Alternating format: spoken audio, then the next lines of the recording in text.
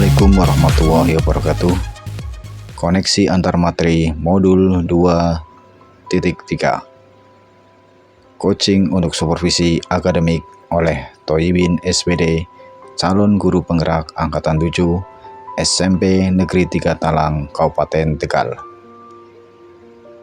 Tujuan penugasan: CKP menyimpulkan dan menjelaskan keterkaitan materi yang diperoleh dan membuat refleksi berdasarkan pemahaman yang dibangun selama modul 2 dalam berbagai media.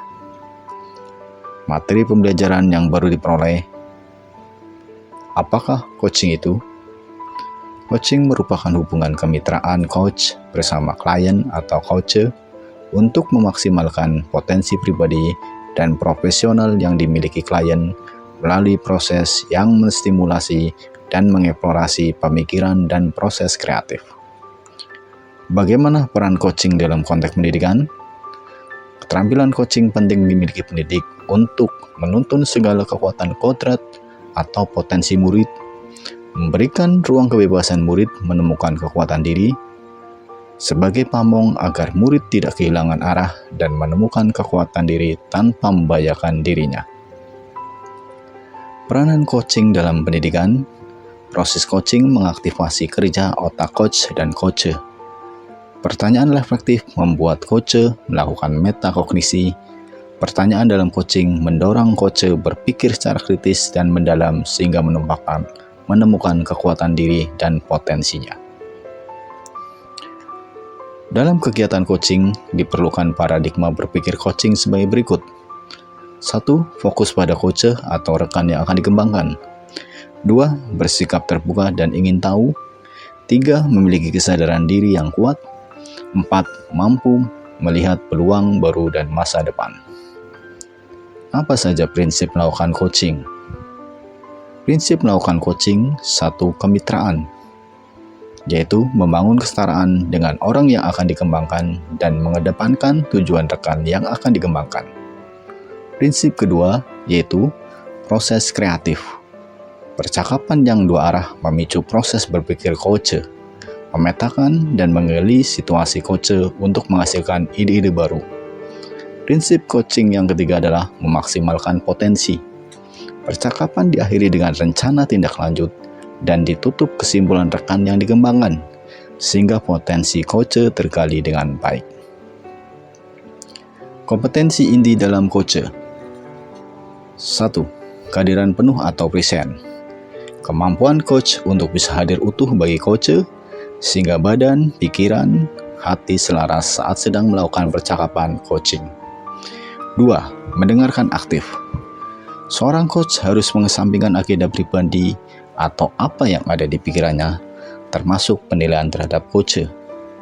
Hal yang menghambat dalam mendengarkan aktif adalah adanya asumsi, judgement atau melabel, dan asosiasi dari coach terhadap diri coacher.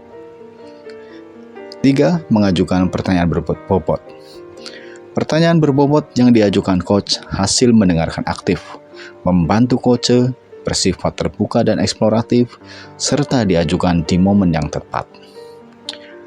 Dalam mendengarkan aktif, bisa dilakukan dengan mendengar rasa.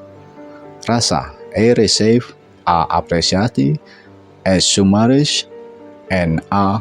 Ash. Receive atau terima berarti menerima atau mendengarkan semua informasi yang disampaikan coacher. A. Apresiasi, yaitu memberikan apresiasi dengan merespon atau memberikan tanda bahwa coach mendengarkan coacher. S. Summarize atau merangkum. Saat coacher selesai bercerita, coach merangkum untuk memastikan pemahaman sama. A. Ask, tanya. Coach mengajukan pertanyaan berbobot. Alur coaching bisa dilakukan dengan alur Tirta. Tirta 1. Tujuan umum. Coach dan coacher menyepakati tujuan pembicaraan yang akan berlangsung. Idealnya tujuan ini datang dari coacher. 2. Identifikasi. Coach melakukan penggalian dan pemetaan situasi yang sedang dibicarakan dan menghubungkan dengan fakta yang ada pada saat sesi. 3. Rencana aksi. Pengembangan ide atau alternatif solusi untuk rencana yang akan dibuat. 4. Tanggung jawab. Membuat komitmen atas hasil yang dicapai dan untuk langkah selanjutnya. Percakapan untuk coaching, yaitu percakapan untuk perencanaan, percakapan untuk mendapatkan informasi rencana yang cukup spesifik. Tujuan dari percakapan ini adalah merencanakan apa yang ingin dikembangkan coach. Percakapan untuk refleksi, percakapan setelah coach menyelesaikan tantangan atau tugas. Tujuan membantu coach merefleksikan pengalamannya dan mengambil makna untuk menjadi lebih baik.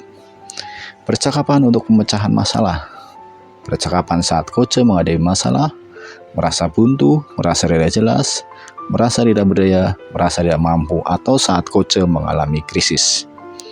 Percakapan untuk kalibrasi, percakapan membicarakan kemajuan, perkembangan diri coach saat coach melakukan suatu nilai, kinerja, atau perkembangannya, atau saat perlu melakukan penyesuaian ulang atas rencana terhadap standar atau kriteria. Umpan balik untuk coaching. Tujuan pemberian umpan balik adalah untuk membantu pengembangan diri coach. Tanpa umpan balik, orang tidak akan mudah untuk berubah. Sesuai prinsip coaching, pemberian umpan balik tetap menjaga prinsip kemitraan. Selalu mulai dengan memahami pandangan atau pendapat coach.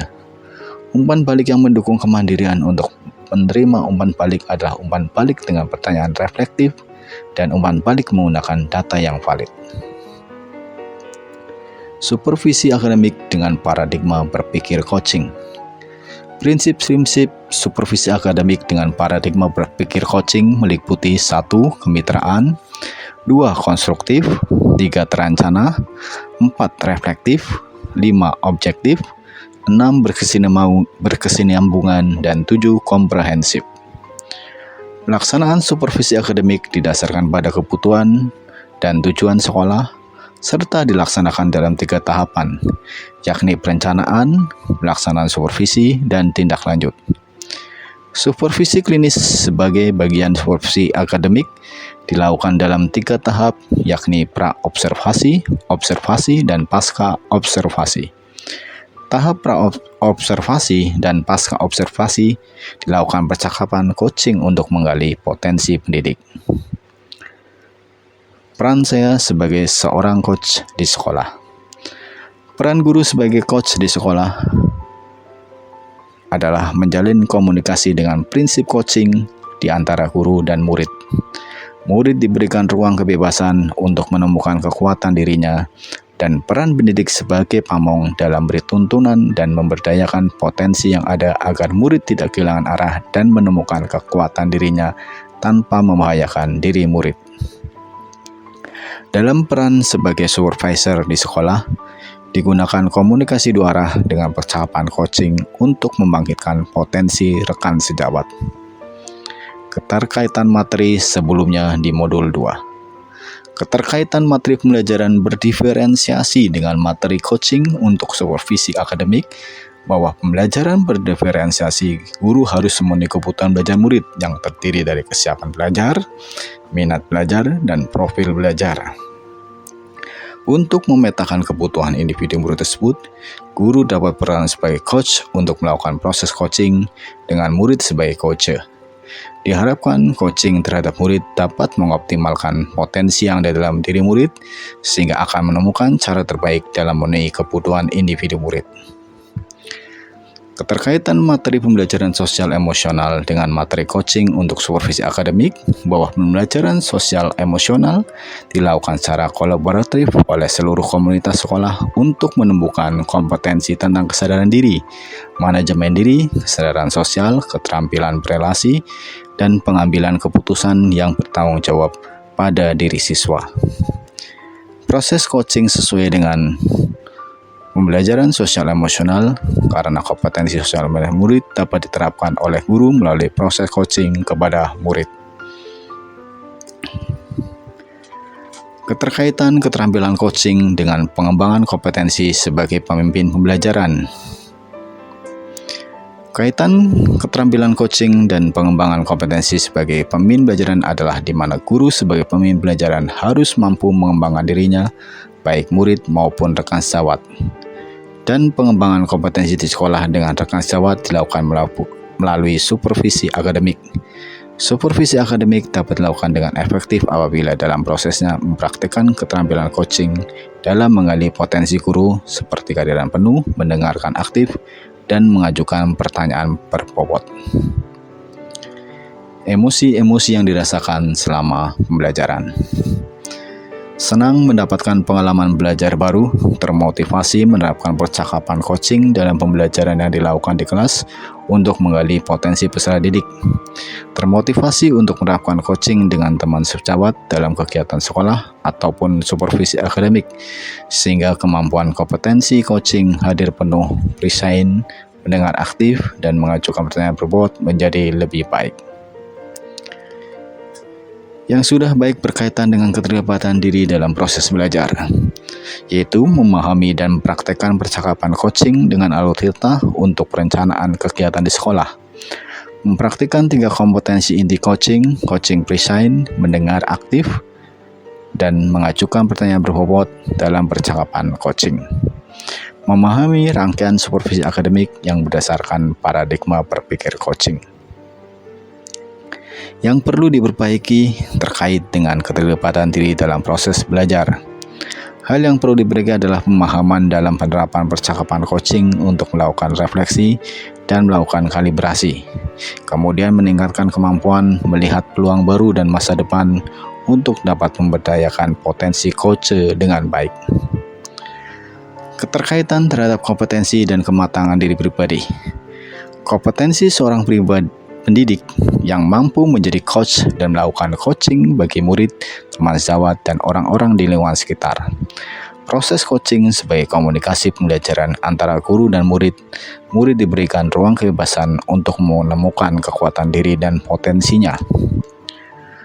Analisis untuk implementasi dalam konteks CGP. Bagaimanakah menerapkan coaching dalam kelas antara guru dan murid? Keterampilan coaching perlu dimiliki pendidik untuk menuntun segala kekuatan kodrat atau potensi murid. Dalam komunikasi coaching antara guru dan murid, adanya ruang kebebasan murid untuk menemukan kekuatan dirinya. Peran pendidik sebagai pamong memberi tuntunan dan memberdayakan potensi yang ada pada murid, agar ia tidak kehilangan arah dan menemukan kekuatan dirinya tanpa membahayakan dirinya. Misalnya ketika murid mengalami kesulitan mengerjakan tugas matematika, guru bisa mengembangkan potensi murid dengan mengajak murid berbicara dengan percakapan coaching alur tirta, yaitu untuk coaching perencanaan. Adanya coaching terhadap murid tersebut diharapkan ia mampu membuat rencana dalam menyelesaikan tugas dan murid menindaklanjuti dengan terselesaikannya tugas tersebut tanpa paksaan karena inisiatif dari murid sendiri. Guru bisa melanjutkan kembali coaching untuk refleksi ketika murid merasa tidak puas dengan hasil penugasannya. Keterhubungan. Pengalaman masa lalu sebelum melajari modul coaching dalam memberikan arahan kepada murid selalu bersumber pada guru. Begitu pula ketika teman sejawat meminta pendapatan jawaban diberikan hanya berdasar diri sendiri, kurang mempertimbangkan jawaban teman sejawat. Penerapan di masa mendatang dalam belajar di kelas menggunakan komunikasi percakapan coaching sehingga murid lebih tergali potensinya. Begitu pula dalam percakapan dengan teman sejawat yang mengalami permasalahan dalam pembelajaran akan dilakukan dengan percakapan coaching. Begitu pula dengan pembelajaran berdiferensi dan pembelajaran sosial emosional yang dilakukan melibatkan percakapan coaching dalam penerapannya. Misalnya dalam memetakan kebutuhan murid dan membangkitkan kompetensi sosial emosional murid. Dengan demikian, pembelajaran yang berpihak pada murid dapat terwujud. Informasi yang didapat dari orang atau sumber lain di luar bahan ajar PGP yang sesuai dengan pembelajaran yang berpihak pada murid sebagai masukan dan bila mana selaras filosofi pendidikan Gajah Dewantara maka layak diterapkan pada murid. Demikian ulasan untuk modul 2.3 koneksi antar materi. Terima kasih, semoga bermanfaat. Wassalamualaikum warahmatullahi wabarakatuh.